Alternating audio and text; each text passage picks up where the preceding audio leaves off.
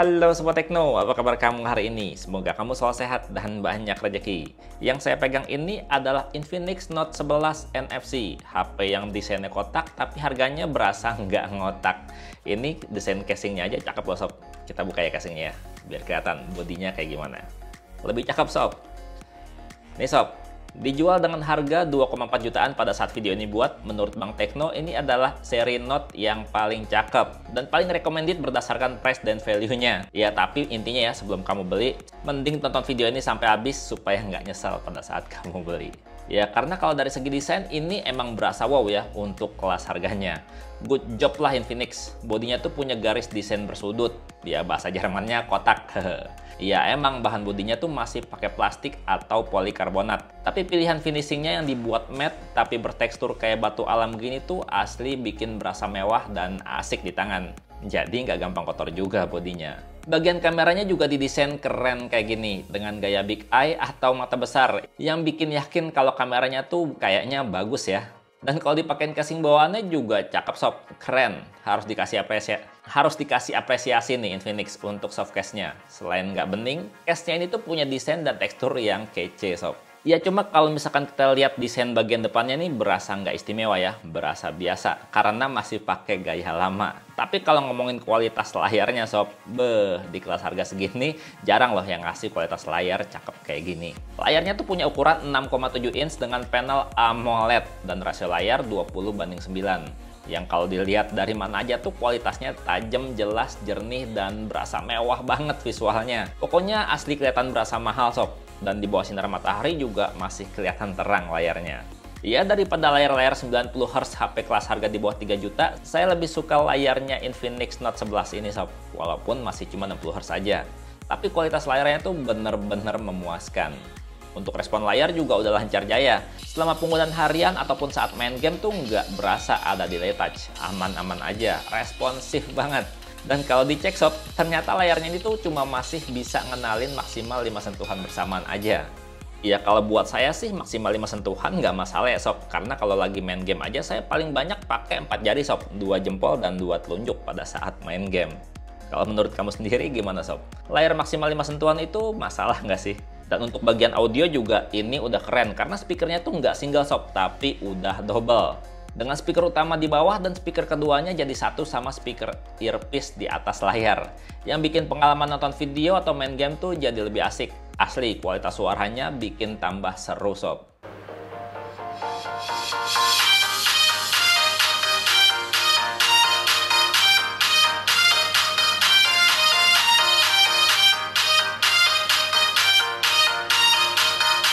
Sementara untuk daya tahan baterai dari Infinix Note 11 ini juga udah lumayan banget Sob. Baterai 5000 mAh-nya itu bisa bertahan lebih dari seharian. Pokoknya intinya tuh nggak perlu ngecas setiap hari Sob. Dan saya juga udah cobain ya yang namanya ngetes HP ini dipakai di kondisi ruangan. Kalau dipakai buat main game PUBG New State, selama sejam tuh baterainya cuma habis 15%. Dan kalau dipakai nonton YouTube Full HD, selama sejam juga cuma habis 5-6% aja. Ya jadi kalau dalam sehari kamu udah pakai buat main game sejam, terus nonton YouTube sejam, sisa baterainya tuh masih cukup banget bisa sampai besoknya lagi baru minta di charge Sob.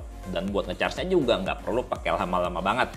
Karena ini tuh udah support 18 watt charging Sob. Yang kalau dicas pakai charger bawaan, kalau ngecharge selama 30 menit keisi 43%. Kalau ngecharge-nya sejam, keisi 74%. Dan butuh waktu 1 jam 45 menit kalau mau ngisi sampai 100%.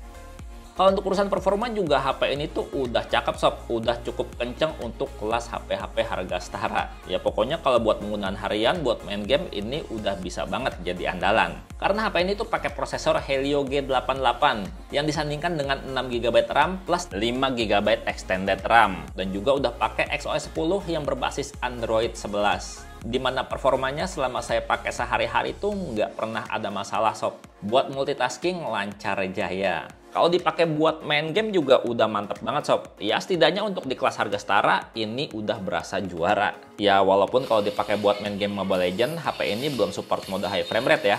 Terus juga untuk settingan grafisnya mentok di high belum ultra. Dan kalau dimainin di setting maksimal, udah diaktifin bayangannya juga berasa lancar banget Sob. Nggak ada tuh yang namanya nge-lag atau patah-patah gitu. Lancar banget. Asli kalau mau push rank udah bisa banget ini Sob. Kalau dipakai buat main Free Fire Max, bisa main game dengan grafis ultra, resolusi tinggi, bayangan diaktifin dan frame rate tinggi, aman lancar sob. Enak banget ngendalin avatar kita untuk terus berburu. Ya kalau kayak gini sih gampang banget ya dapat boyah, asal mainnya bener ya. Nah, kalau buat main game PUBG New State juga udah lancar jaya. Udah bisa main di grafis maksimal high dengan frame rate juga high. Atau juga bisa di grafis light dengan frame rate very high. Ya kalau saya senangnya sih mainnya di grafis tinggi dengan frame rate tinggi juga. Kayak gini sob, lancar banget dan enteng banget performanya. Kalau kamu jago sih gampang banget ya dapetin chicken dinner. Yang penting pastiin aja jaringan internetnya bener. Dan ngomongin game sob, Infinix Note 11 NFC ini tuh udah punya storage yang lega banget sob, udah 128GB. Jadi bisa banget tuh yang namanya install game berat sampai puas. Ya walaupun ini tuh belum UFS ya, masih pakai eMMC. Dan kalau seandainya menurut kamu 128GB masih kurang, juga bisa diekspansi pakai microSD hingga 2TB. Tetap bisa pakai dual SIM tentunya, karena udah triple slot. Dan slot kartunya juga udah punya seal karet pengaman yang mencegah debu dan cairan masuk, jadi HP-nya tuh aman kalau kecipratan.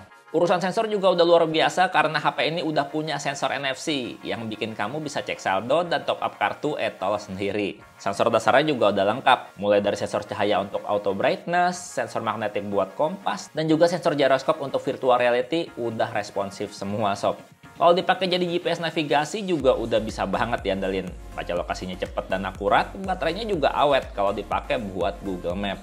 Sensor keamanannya juga bikin nyaman, karena udah bisa kerja cepat, baik pengenalan wajah maupun sensor sidik jari yang posisinya udah di samping kayak gini. Kalau untuk foto-foto juga HP ini tuh udah lumayan mantap ya sob, karena di kelas harga segini, secara spesifikasi hardware ini tuh udah keren banget sob. Ya walaupun nggak bisa dibilang lengkap ya. Kamera depannya udah 16 megapiksel dengan cakupan yang cukup lebar dan juga bukaan lensa f2.0. Udah gitu dilengkapi juga dengan LED flash buat selfie-selfie di kondisi gelap. Untuk hasil foto-foto selfie-nya juga udah cakep sob. Warnanya bagus, detailnya juga halus. Dan fitur HDR-nya tuh jalan banget ya. Jadinya kalau misalkan kamu foto-foto selfie dengan background yang terang, background-nya masih tetap dapat detailnya. Dan kamunya juga nggak gelap sob. Pokoknya buat foto-foto selfie ini udah bikin puas untuk kelas harganya. Nah untuk kamera belakangnya, ini udah 50 megapiksel AI triple kamera. Kamera belakangnya udah ada 3, tapi cuma 1 yang bisa buat foto-foto. Sisa 2-nya cuma kamera pendukung aja. Kamera andalannya adalah kamera utama 50 megapiksel dengan bukaan lensa yang lebar banget sob, f1.6. Bukaan lensa segini tuh biasanya di kelas flagship baru muncul. Didukung dengan kamera potret 2 megapiksel dan satu lagi kamera untuk AI. Desain kameranya oke banget ya. Untuk UI kameranya gini sob. Di atas jendela bidik kamu akan dapetin pintasan untuk kepengaturan. Kamu bisa atur di sini ya, shutter soundnya, hidup atau mati, grid line segala macam ada di situ. Terus juga ada pengaturan LED flash untuk nyala, mati, terus juga sampai yang ada namanya buat torch kayak gini. Oke. Kemudian ada HDR-nya mau aktif atau auto. Terus di sini ada 50 megapiksel. Ada pengaturan rasio di sini, terus juga ada pengaturan untuk filter-filter warna ya sob. Nah, sementara di sisi bawah sini kamu bisa lihat ya, mode-mode kameranya tuh udah lumayan banyak sob. Ada short video, perekaman video hingga 2K, AI kamera, beautify, mode potret atau mode bokeh, ada mode super night, ada AR shoot, terus slow motion, panorama, mode pro yang pengaturan pro-nya tuh dia komplit banget ya sob ya. Shutter speed-nya ada, white balance, ISO, fokusnya juga ada sob. Terus juga ada mode dokumen dan juga mode time lapse. Kalau hasil foto-foto kameranya dengan mode auto atau langsung jepret-jepret aja kayak gini sob. Hasilnya tuh berasa detail dan jernih untuk kelas harga 2,4 juta. Udah mantep banget sob. Makin kesini tuh kalau menurut saya ya, foto-fotonya Infinix tuh emang semakin bagus. Peningkatannya banyak sob. Detailnya bagus, tone warnanya bagus. Mode HDR-nya juga jalan banget. Jadinya kalau foto-foto kondisi backlight, objeknya tetap terang tapi detail background-nya tetap dapet sob. Untuk mode potretnya juga udah bisa rapi efek blurnya. Ya walaupun kadang ada aja ya bagian yang salah blur. Tapi segini tuh udah asli mantep, cakep, berasa alaminya. Kalau buat foto-foto mode malamnya juga udah detail banget sob. Karena bukan lensanya yang lebar, jadinya tuh hasilnya kayak gini sob. Berasa minim noise banget untuk kelas harga segini. udah berasa juara hasilnya. Ya sayang banget sih emang HP ini tuh belum dilengkapi dengan kamera ultrawide dan juga belum dilengkapi kamera makro. Tapi kalau seandainya kameranya komplit, harganya nggak bakalan irit kayak gini sob. Nah sementara untuk perekaman video, ini juga udah cakep mantep. Kamera depan maupun kamera belakangnya stabil sob hasil rekaman videonya. Tapi sebelum ke hasil rekaman videonya, saya mau kasih lihat dulu ya fitur-fiturnya. Untuk perekaman videonya sendiri kita bisa sampai 2K ya sob, 2K 1080p sama 720p. Sementara kalau misalkan mode Ultra SD-nya diaktifin, dia akan otomatis di 180p. Di 2K dia nggak bisa ya, untuk mode Ultra SD-nya nggak akan aktif. Terus ini adalah untuk bokeh efek sob. Dan bokeh efek ini dia cuma bisa di 720p aja sob. Sementara ini adalah mode Beautify buat bikin video mode cantik. Beautify sendiri juga dia cuma di 720p aja. Jalan aja nggak apa-apa.